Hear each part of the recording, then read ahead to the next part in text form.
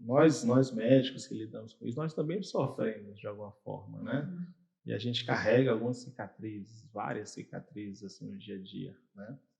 E a especialidade obstetrícia, área de atuação medicina fetal, isso ele é muito mais marcante, né? Por quê?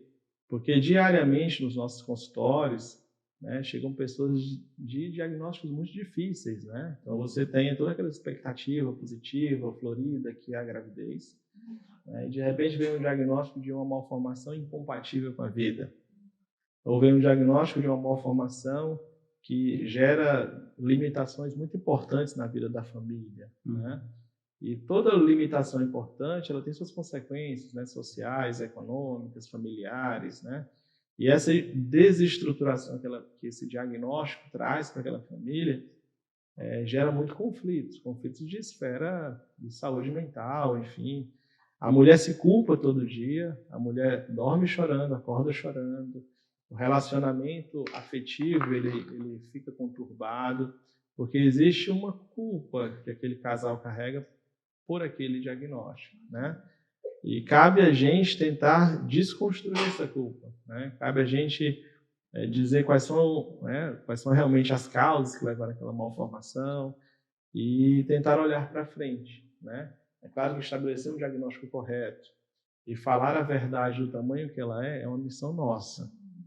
Se a notícia é difícil, nós temos que dar a notícia difícil, né? Obviamente existem técnicas, formas de nós abordarmos a paciente, enfim, mas a gente jamais pode nem maximizar o problema e nem minimizá-lo, né? Porque quando a gente maximiza, a gente acaba agindo de má fé, porque senão você vai criar, né, uma expectativa totalmente oposta e aquele casal pode às vezes até, sei lá, gastar, perder as suas finanças porque quer investir numa coisa que não tem sucesso. E nós temos que ser bem realistas. E quando o problema é pequeno, né, ou seja, existe a doença, mas é uma doença que não vai ter grande impacto na vida daquela família, nós temos que dizer que aquilo tem que ser encarado dessa forma, né, porque senão a família ela vai pensar coisas que não devem, vai ter um investimento emocional, financeiro, totalmente desproporcional ao diagnóstico que foi dado. Mas realmente a especialidade obstetrícia, ela carrega muito isso consigo, né? É uma especialidade dura, né? Eu sempre falo para os residentes, nós participamos de uma especialidade muito dura, porque ela envolve sempre boas expectativas.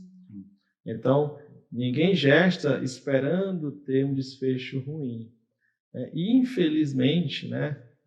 Quando eu falo infelizmente, ele se relaciona aos pacientes e aos profissionais. Infelizmente, nós teremos desfechos que não são totalmente favoráveis, seja por situações evitáveis, ou seja por situações não evitáveis, ou seja, que não está no nosso controle, né? O nosso papel de boa assistência, o nosso papel de bom acompanhamento, o nosso papel de estar presente ao lado, ele tem que ser feito sempre, né? Mas mesmo assim, a gente tem desfechos ruins, né?